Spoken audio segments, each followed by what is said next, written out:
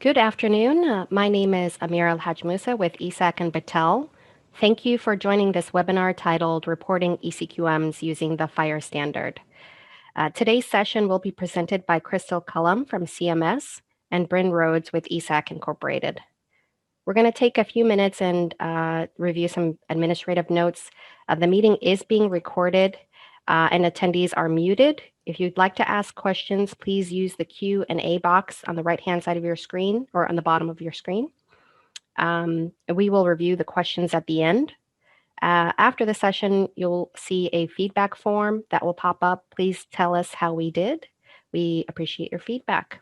I'd like to turn it over to Crystal. Thank you. Thank you, Amira.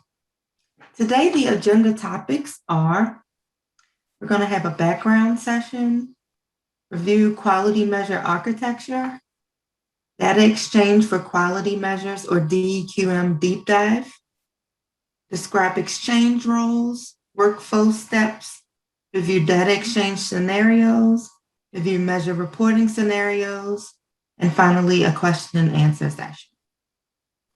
Next slide, please.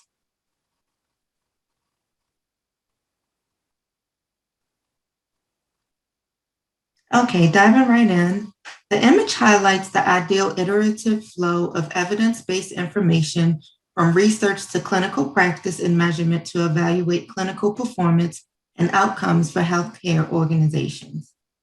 Please note that while it is depicted in a linear fashion, the process is often interactive between stakeholders and phases as well as iterative.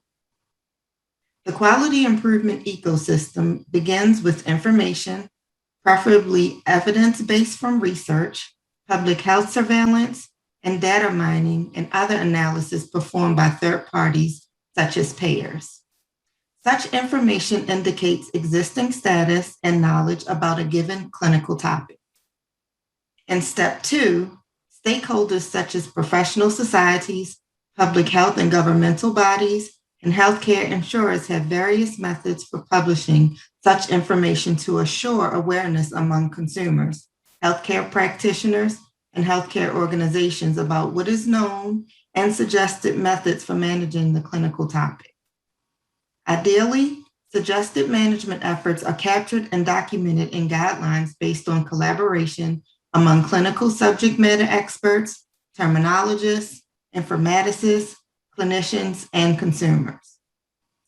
In step 3, these clinical guidelines are translated decision support or CDS artifacts to incorporate valuable clinical recommendations and actions directly within clinical workflow. To adequately impact clinical care for clinicians and patients requires local implementation activities as shown in step 4. Ideally, the clinical guidelines and CDS include methods for evaluating what successful implementation means. For example, whether the clinical care ultimately provided included processes that address the intent of the guideline and if it achieves the desired outcome. In step 5, to close the loop and enable continuous improvement, the results of such measurement analytics must be reported for aggregate review. Step 6, reporting serves the purpose of evaluating clinical performance and outcomes for healthcare organizations, for public health, and for payers. Next slide, please.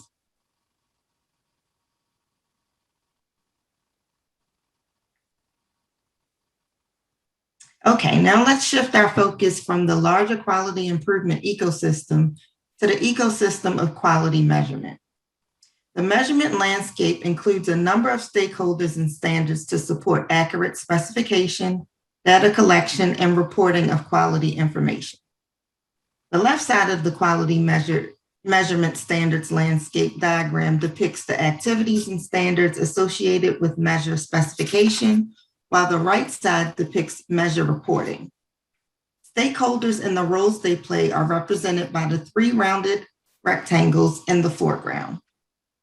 Note that the lists are representative of typical stakeholders, but that a single stakeholder may play any or all of the roles in this diagram. For example, An institution specifying its own measures for internal use would be the producer, consumer, and the specifier. Measure specification involves the end product of the measure development process, a precisely specified, valid, reliable, and clinically significant measure specification to support accurate data representation and capture of quality measures. For more information on this process, you can refer to our recent webinar, Authoring eCQMs Using the FHIR Standard. The slides and recording are available on the eCQI Resource Center. Measure reporting involves the data collection and aggregation, calculation and analytics, and ultimately reporting of quality measures. Stakeholders in the quality space are represented in the three white rectangles in the diagram. Data producers are the stakeholders involved in the creation of healthcare data. Producers can include providers and health systems, patients and caregivers, and clinical systems such as laboratory, pharmacy, and clinical documentation systems. Consumers represent the stakeholders involved in the consumption, exchange, and use of healthcare data. Data consumers may be payers, HIEs, public health departments, and performance improvement organizations. Specifiers are stakeholders engaged in the specification of quality measures and clinical decision support for use in healthcare quality measurement and reporting. Specifiers include quality agencies, public health, specialty societies, and industry consortiums concerned with improving care quality. To the left, you see two HL7 standards used within the quality measurement landscape, FHIR and CQL. FHIR is a platform specification for healthcare that supports exchange of health information between systems. Clinical Quality Language, or CQL, is an HL7 specification that defines a domain-specific language focused on clinical quality that is intended for use by measure and decision support authors. It also includes a machine-readable canonical representation called Expression Logical Model, or ELM, targeted at implementers or consumers, designed to facilitate sharing and evaluation of health knowledge. At the bottom, you see three FHIR implementation guides that form the foundation of measure specification and information exchange. The FHIR Quality Measure Implementation Guide, or IG, or QMIG, is intended to provide guidance on the representation of electronic clinical quality measures, or eCQMs, using fast healthcare interoperability resources, or FHIR, clinical reasoning model, quality improvement, or QI core IG, and clinical quality language, or CQL. It provides requirements for measure structure, metadata, definitions, and logic to be used when authoring and evaluating eCQMs. As of March 2021, the published version of the QMIG STU2, or Standard for Trial Use 2, is based on the FHIR R4. Quality Improvement Core, or QI Core, is a model implementation guide. It builds on FHIR US Core and base FHIR resources. It is intended for use in quality applications, including eCQMs and clinical decision support. The Data Exchange for Quality Measures Implementation Guide, or DEQM-IG, is an HL7 FHIR implementation guide to support data exchange for value-based care. DEQM is intended to replace QRDA Category 1 for individual reporting and QRDA Category 3 for aggregate reporting. The guide is based on prior work from US Core, QI Core, and HEDIS implementation guides, and the QRDA Category 1 and 2 reporting specifications. All three guides are managed by the sponsoring HL7 Clinical Quality Information, or CQI, and Clinical Decision Support, or CDS work groups. Okay, next slide.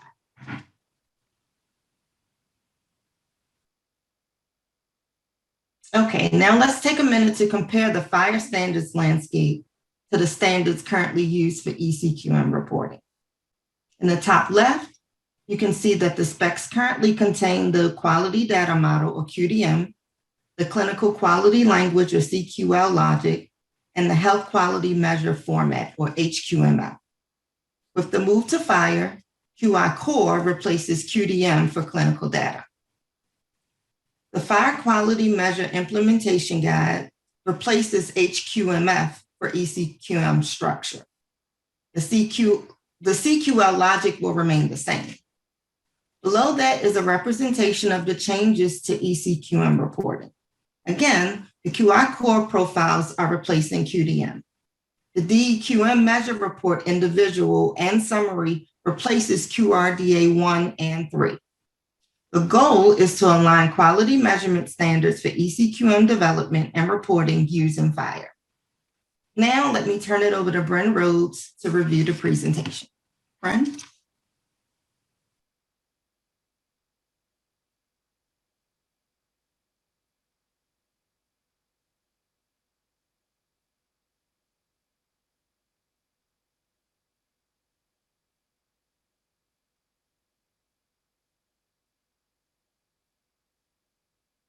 Bryn, if you're speaking, I cannot hear you.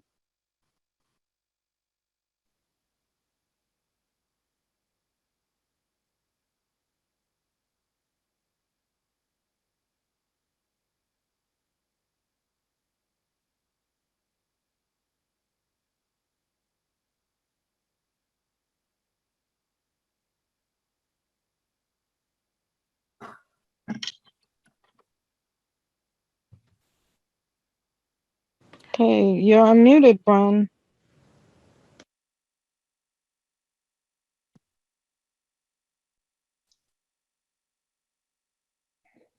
Okay, can you hear me now? Yes. Yes. Okay, apologies. All right. So within the Data Exchange for Quality Measures Implementation Guide, we focused on two main scenarios. One is the exchange scenarios, and one is the reporting scenarios. The reporting scenarios are the familiar scenarios from QRDA that support reporting at the end of a quality reporting period. The DEQM introduces some additional scenarios for exchange during the measurement period so that you can perform data collection between producers and consumers. And this is intended to support use cases like care management, care gaps reporting, and even near real-time clinical decision support to shorten the cycle for our data exchange between producers and consumers.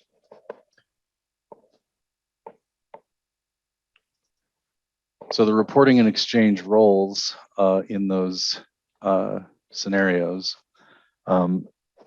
one is the producer. So these are frontline clinical systems that are directly producing data as part of the delivery of care.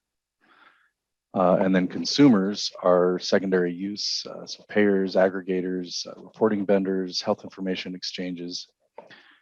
And then for the reporting roles, reporters are providers and clinics, hospitals, institutions, the actual entities reporting the data, and then receivers are payers or quality agencies that are receiving that data.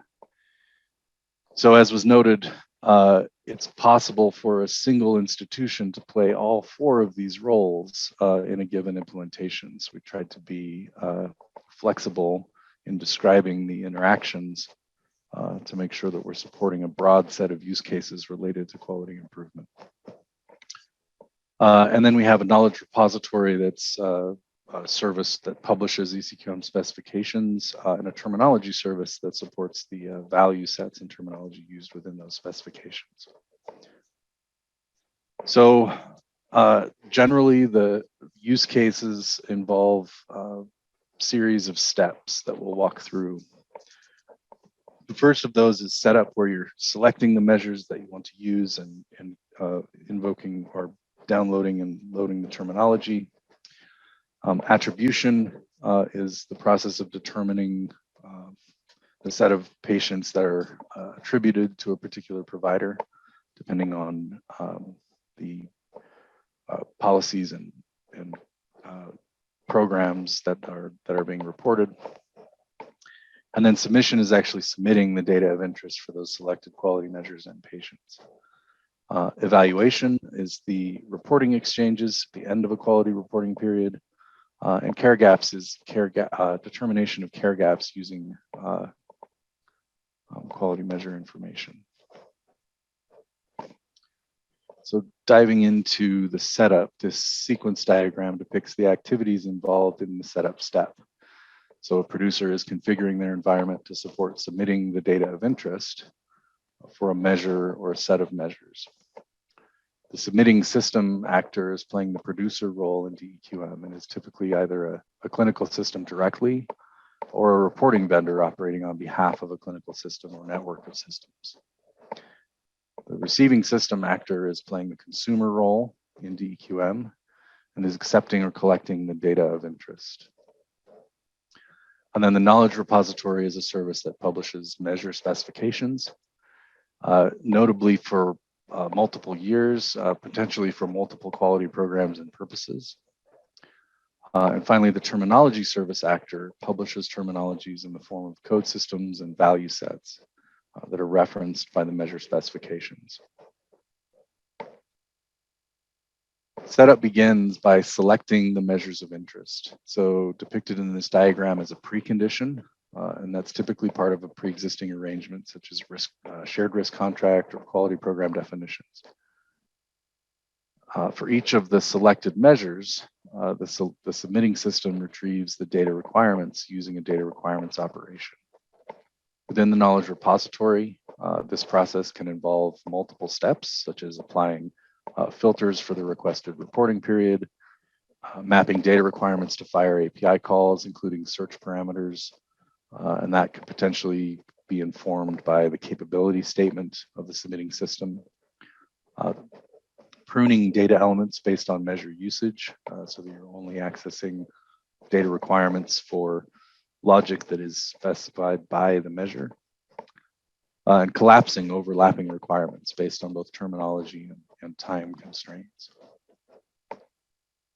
For measures requesting encounter data, for example, from the same value set with overlapping time requirements, those could be collapsed into a single data requirement covering the total time space. And then the submitting system then analyzes these data requirements to determine how best to retrieve the relevant information from their system, as well as to determine terminology requirements. So looping through the data requirements that come back, you can get a sense for the total terminology requirements. And those are then used to retrieve the appropriate value set expansions from the terminology service. So note specifically that stable expansion of value sets used by quality measure specifications from different years can involve expansion of different versions of that same value set, potentially using different versions of the underlying code systems to support those expansions.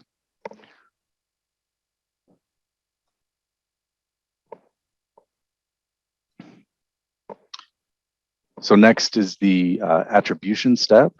This involves determining for the measures involved which patients are attributed to which providers. There is a Da Vinci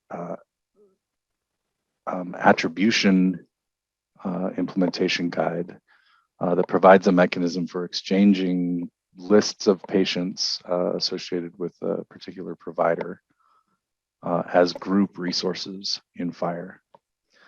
And so there's a negotiation or a communication between the receiver and the submitter about the attribution model to be used.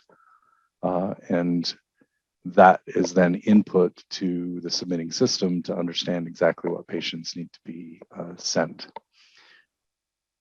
That attribution can be further informed by the initial population requirements of the measures being reported, so that you can filter down even further to only those patients that would be applicable in the initial population. There are mechanisms in place to highlight particular data requirements as selective to support identifying that initial population using only FHIR API calls rather than having to evaluate the entire initial population criteria of the measure within the submitting system.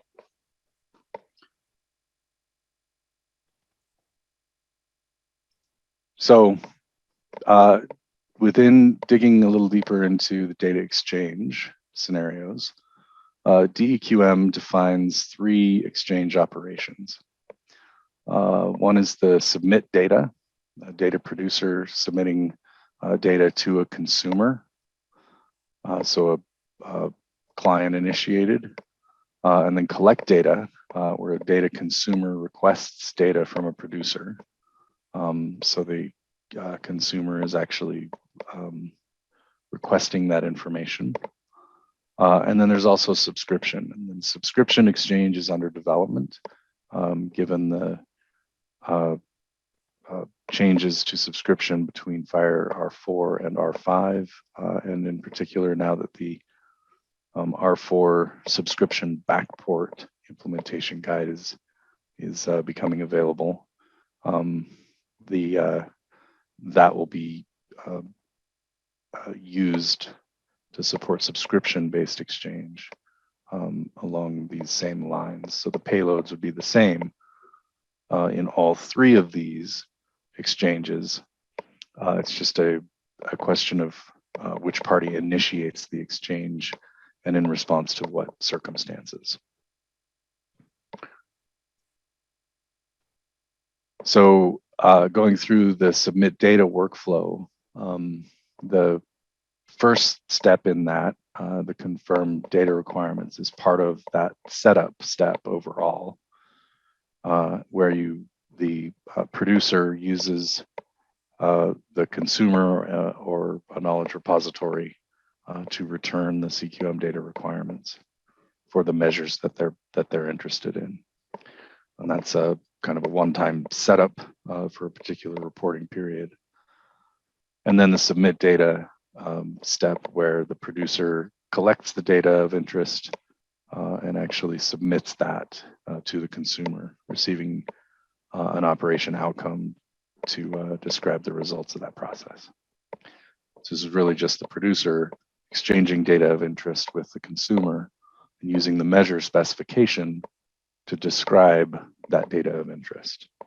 So digging a little deeper into that, that just loops per patient, per measure conceptually, and then per data element to retrieve those data requirements as specified. That's bundled into a submit data operation and sent to the receiving system. We'll talk a little bit more about that process a little later, especially the considerations around potential use of bulk data for that process. So we'll now dig deeper into an actual submit data workflow. This is a example from the data exchange implementation guide of how this would work in practice for a particular measure. So in particular, there are preconditions that need to be met involving the provider and patient determining appropriate screening tests based on the measure requirements and patient preferences, provider initiating an order for the lab test or referral for colonoscopy and sigmoidoscopy, specimens collected and tested for FOBT or FIT DNA, or the actual colonoscopy and sigmoidoscopy performed, satisfactory test results obtained. If the note specifically that some situations are out of scope when the lab can't be completed or the colonoscopy is unsuccessful. And then lab results or diagnostic reports sent to the provider and available in EHR via existing mechanisms. And this transaction depicts a provider EHR system and a payer system that this could be obviously performed with any aggregator stakeholder. So the provider and EHR agreements determine the triggers for that quality measure exchange. So that might be periodically, it might be ad hoc in response to a request by the payer. It may be subscription based. It may be a gaps in care scenario. It may be based on contract obligations or a particular line of service. But the start conditions result in those data artifacts being available in the EHR. So the EHR assembles those FHIR resources into a data collection measure report. There's authentication and authorization to ensure there's a secure connection with the payer FHIR interface. And the provider FHIR client then performs a submit data operation on the payer FHIR interface. The server receives those measure reports, validates that FHIR resources that are contained within it conform to expected profiles and conformance requirements, and validates the patient as a member subscriber using the member subscriber database from the payer. And then the payer system stores and parses that data using FHIR or a proprietary data model to do the transformation there. Next, we'll look at the collect data workflow.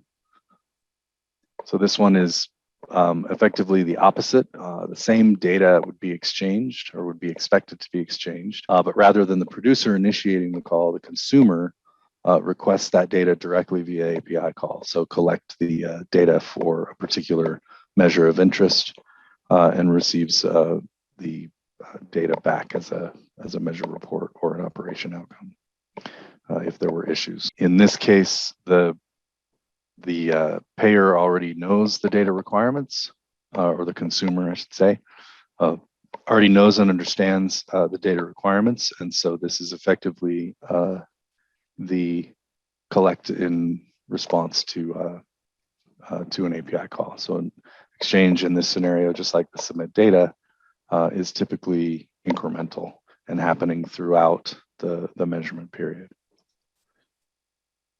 So we'll dig into that workflow. So in this case, effectively the same preconditions that the data is available and that we're dealing with. We've already selected the measure and dealt with appropriate screening tests and patient preferences. In this case, again, the payer and provider have triggers for the, it refocused when I switched screens, I apologize. So in this case, the preconditions are the data is available for the patients who have received colorectal cancer screening, and provider payer patient attribution has been established. So the data artifacts are available in the EHR. The EHR assembles those and creates collected information in response to the request from the payer using the collect data operation. So patient level parameters, including the measure of interest. So the provider then receives that and collects the data involved and responds with the measure report and the evaluated resources. Then the payer system validates and stores the data either directly as FHIR resources or as a proprietary data model. And again, the exchange is secured using FHIR server authentication and authorization as appropriate. All right, so some of the considerations for these data exchange scenarios. One consideration is whether it's incremental versus snapshot.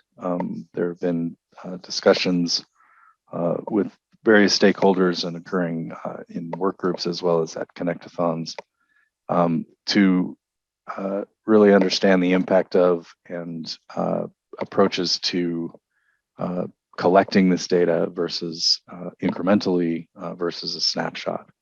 So when you send, when a producer sends data to a consumer, does that represent an incremental aggregation? and IDs would be expected to be stable across those exchanges? Or is this a snapshot where this is a complete replacement of the data for that patient and is expected to be a particular refresh? We have, within the Data Exchange for Quality Measures Implementation Guide, both of those approaches are supported, and the receiving system advertises via its capability statement whether it supports incremental or snapshot or both. And then the submitting system indicates as part of its submission whether it's performing an incremental submission or a snapshot submission. Another consideration is the provenance of that submitted data, especially in a multi-tenant environment. So the data exchange, the DEQM implementation guide specifies the use of an X provenance header as part of that submission that the receiving system can then use to easily tag all of the data that's been submitted as part of a particular exchange. That then allows the server side to keep track of data coming from different sources.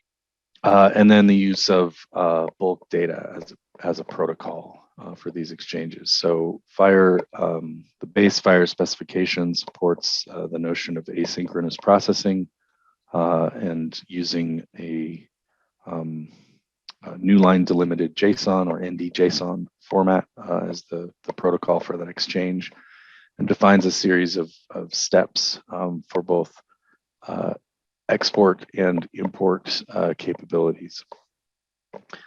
Export capabilities are fairly well developed at this time, but the import capabilities are earlier in the development cycle. So that is, import is the scenario that would be most useful for the submit data scenario. If in the case that a producer is sending a large amount of data to the consumer, that would be an import scenario.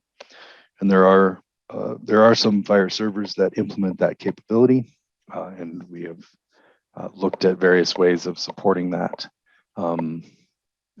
as part of the data exchange. So that would be an option for communication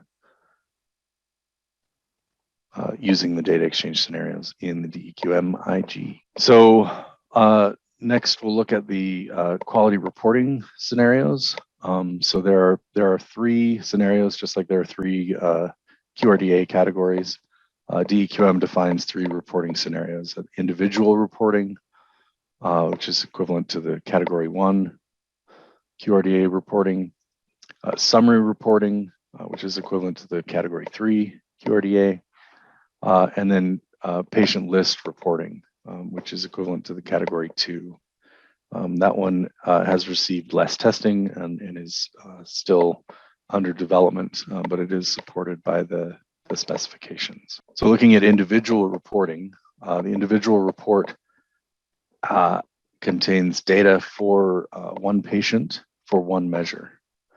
So the data elements in the report are defined by the measure being reported on, and it's supported by the DEQM individual measure report profile.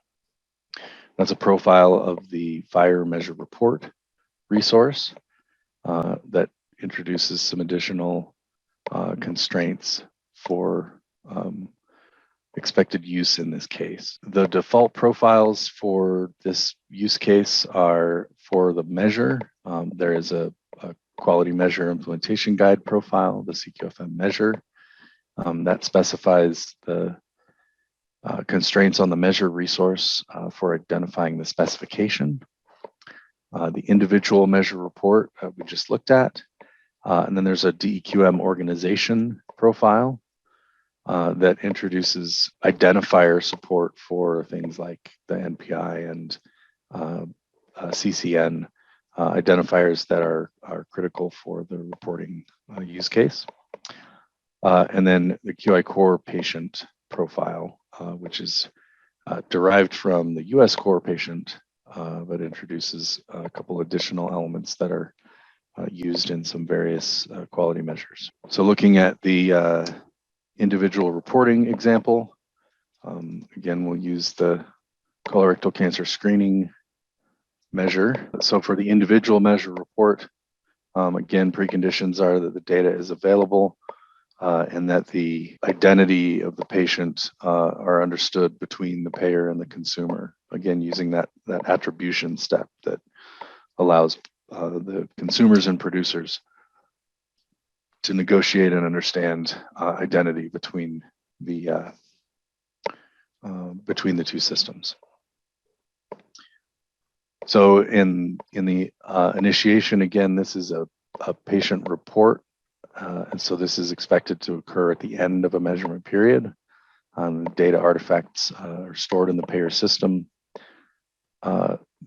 Payer assembles the FHIR resources and creates a measure report and evaluated resources. There's an authentication and authorization exchange between the reporter and the receiver. And then the payer FHIR client posts a bundle with the individual measure report and the evaluated resources. So the measure report just contains references to the resources that are used by that measure. And so the post is a bundle that has a measure report as well as the evaluated resources. And then the receiver receives that individual measure report and the evaluated resources, validates those, and stores those as appropriate. In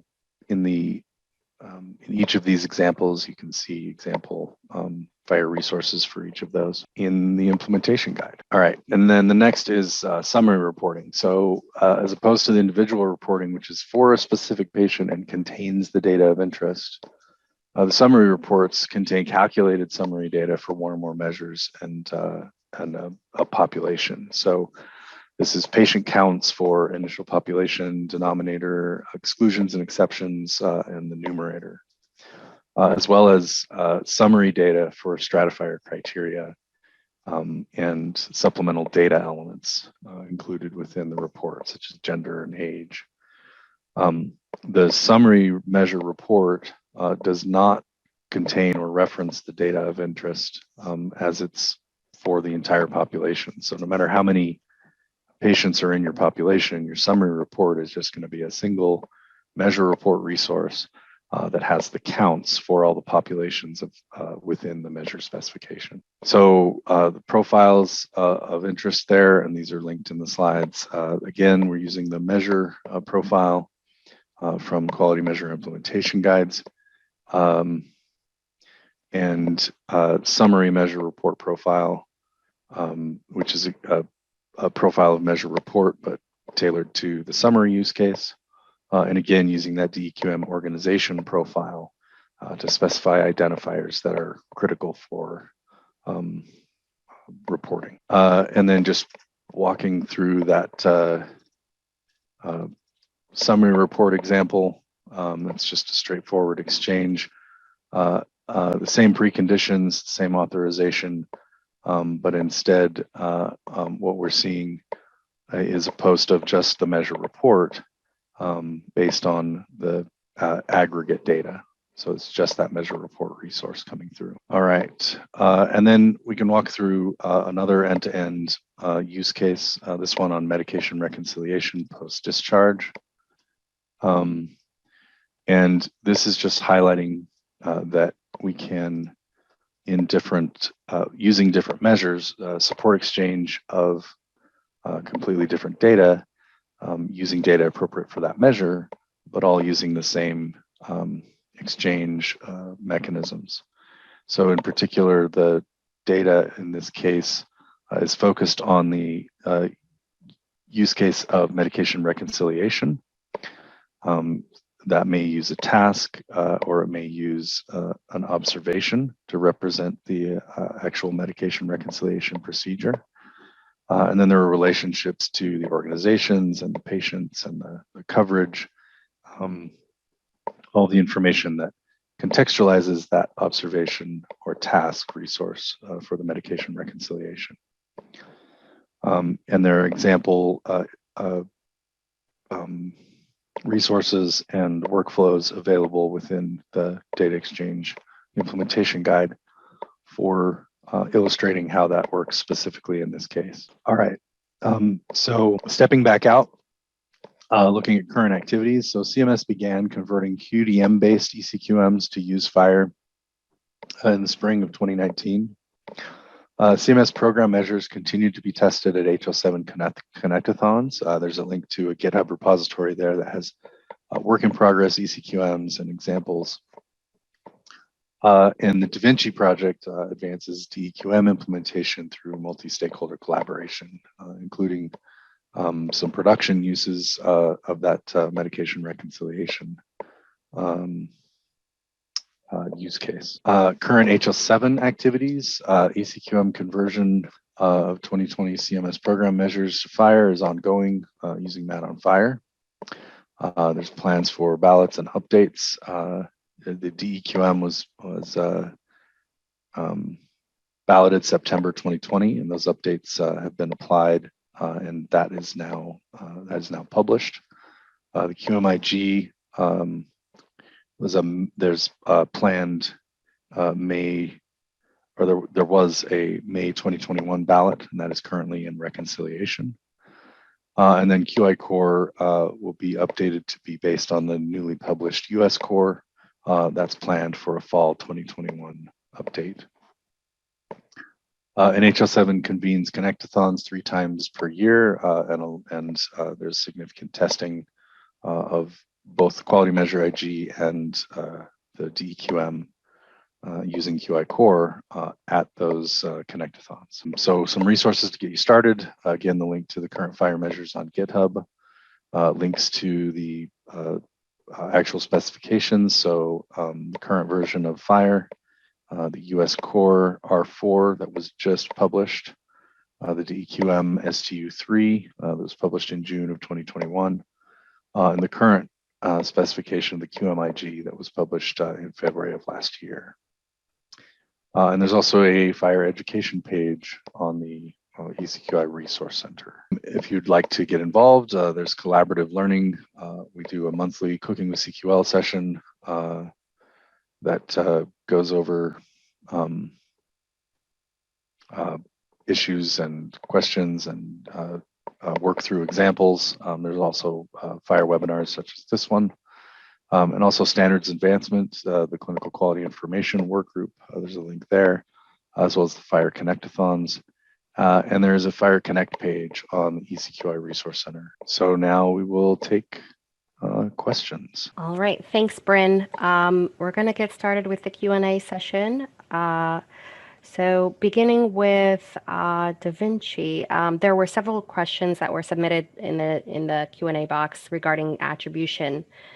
Bryn, are you able to give a quick explanation of what the DaVinci attribution scenario is? Yes. So the DaVinci Implementation Guide, ATR, is an implementation guide that's focused on exchanging attribution lists between payers and providers.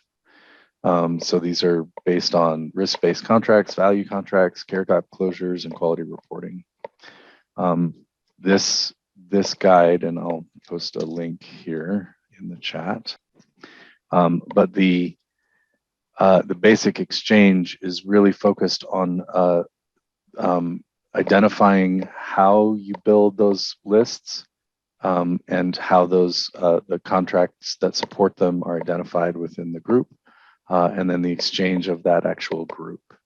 So out of scope is any kind of computable representation of that attribution model, but it does give you a way to specify that we're using a particular attribution model to cover a particular exchange, and then you can retrieve the group resource from the server and use that to inform the patients that are included. All right, let's go to the next question. How does this work if there are multiple EMRs in place that need to be aggregated? So more general question. Sure. So going back to well, maybe I won't go all the way back to the slide, but so the exchange scenarios are constructed with roles for simplicity of architecture, but that role might be an aggregator. So in the case of an ACO, for example, you might have the consumer and producer relationship between all the provider organizations in that ACO. And then that ACO plays the reporter role for all of those provider organizations. And so the aggregation from multiple sources is happening within that process already. And by the time the reporter sends that to the receiver in the reporting exchange, that's aggregate across those sources. So we don't specifically talk about the federation that's happening underneath those roles, but we certainly expect that to happen within those exchanges. All right, we'll go to the next question, which is kind of implementation related. So I'll just read it out.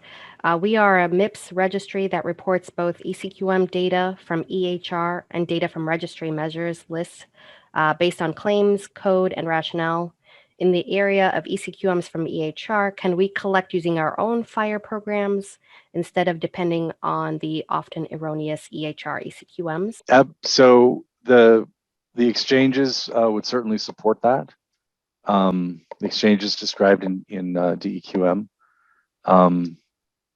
There's no prescription within the implementation guides about where the actual evaluation is occurring in terms of systems.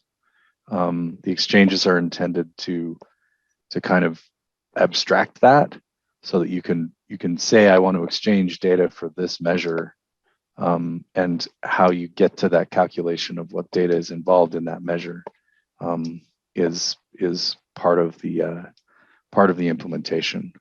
It's expected to be informed by the eCQM specifications, but it's certainly possible to use those implementations from different source systems. All right. I think there is another related question from the same attendee.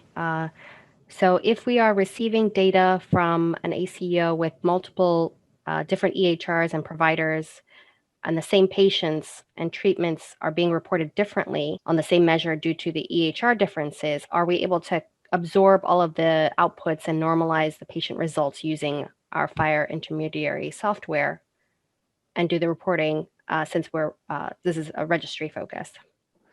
Yeah, yeah. So that's the same kind of related scenario. It's a different focus for the reason, but yeah, you can smooth discrepancies between or variances really, right, between representations in different sources within your aggregator, and so you could have the same relationships to different source systems from different source system vendors, aggregated all into the same normalized source, and then do the reporting from that source. That's absolutely a supported scenario. All right, thank you.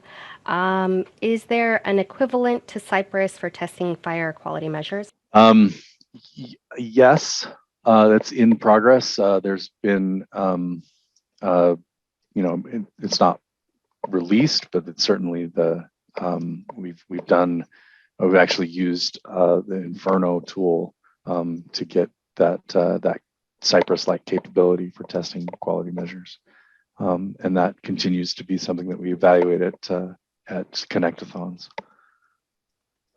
Inferno, if you're not familiar with it, is a testing framework for FHIR, and we've been working on a implementation or adapting that to support FHIR quality measures. So. All right. Here's another question. It's being answered, but I'll read it out. Can you describe the difference in the process between how eCQMs are submitted today by hospitals and providers and how they will be submitted using FHIR? Will the payers handle this process going forward, or will hospital and providers continue to submit directly to CMS? It looks like that one is being answered, and I mean that depends on. I don't think any of that is worked out yet. I'm gonna, if it's all right, Amir, I'm gonna jump to the next. Please go ahead. The next one from that says attribution typically pertains to who is the primary care physician. What happens if you want to collect data from a specialty provider instead of the PCP? And the attribution model doesn't necessarily require, it doesn't really specify anything about how you build those attribution models. The attribution implementation guide is more about how you exchange the list once you know what the list is. So you could certainly have programs that use specialty provider for particular patients and have that be part of your attribution model, but still use the Da Vinci attribution implementation guide to communicate the patients that are part of that attribution. Does that make sense? I think so. I think we're almost close to time, but let me ask one last question. Will Inferenio be available to be tested against the CMS HL7 Connect-a-thon in July for those who are attending? If so, what extent of the tracks, if you're able to answer that question? I'm not able to answer that but I will take that as feedback to the Connect-a-thon prep. I'm not 100% sure.